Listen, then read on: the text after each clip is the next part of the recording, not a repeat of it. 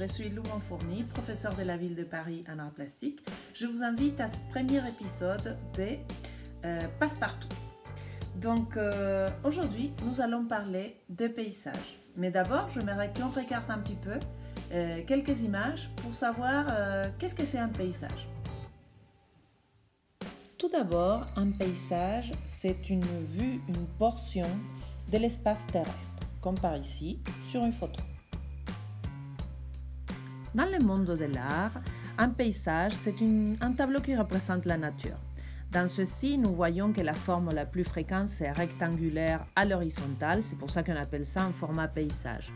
Mais les artistes se sont un peu vite ennuyés de cette espèce de répétition de la forme et ils ont trouvé des manières de faire différentes, comme ce rond qu'on voit ici, ce cercle en gravure ou sur cette théière, ou même les artistes japonais asiatiques qui prennent des grandes verticales pour le paysage. Mais quand la photographie est apparue, les artistes n'ont plus eu besoin de représenter les choses telles qu'ils les voyaient. C'est pour ça que Paul Gauguin, par exemple, a réalisé ces séries de paysages à Tahiti, où il est allé chercher déjà des couleurs qui n'existaient pas en France ou qu'il imaginait plus exotiques. Mais surtout, on imagine bien qu'il n'y avait pas une herbe couleur orange à Tahiti, sinon qu'il s'est permis de présenter les couleurs d'une autre manière.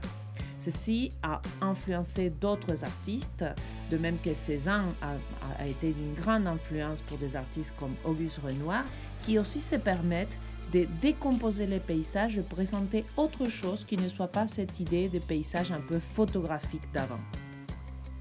Bon, nous venons de voir comment le paysage s'est installé dans l'histoire de l'art et que les artistes continuent à le pratiquer. Ceci n'empêche que certains se sont un peu ennuyés et ont essayé de changer la forme. On l'a vu, même ça fait plus de 300 ans, les paysages sont finis même sur des théières. Donc aujourd'hui, nous avons des artistes qui ont révolutionné d'une certaine manière le paysage, comme par exemple Joan Mitchell. J'aimerais vous montrer ce paysage qu'elle intitule River 5. Ça veut dire rivière numéro 5. Et donc ici, nous sommes face à une œuvre qui interprète les paysages d'une manière complètement nouvelle. D'autre part, il y a un autre artiste qui n'a pas forcément parlé du paysage.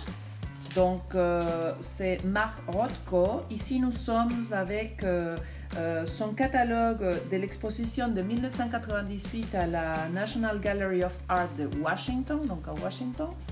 Donc, si nous regardons cette œuvre de Mark Rothko, une œuvre abstraite, ça ne s'appelle pas ni river, ni campagne, ni quoi que ce soit, mais on peut se projeter dans des images qui évoquent des paysages.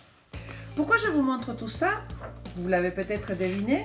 Ce que j'aimerais vous proposer de faire aujourd'hui, c'est un paysage révolutionnaire. Alors, vous n'êtes pas obligé de le faire en peinture. On va utiliser ce qu'on a. Ça peut être même dessiné. Ça peut être même fait avec du papier. Ça peut être tridimensionnel.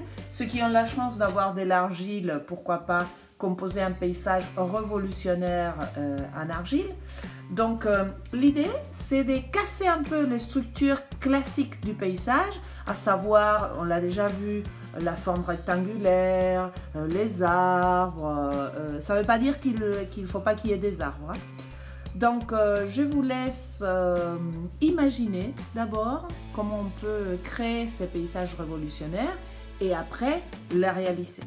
Ok? Bon, j'espère que cet épisode vous a plu, vous a donné envie de créer. Et voilà, l'objectif de Passepartout, c'est de rester autour de l'art et ne pas perdre ça de vue. Au revoir.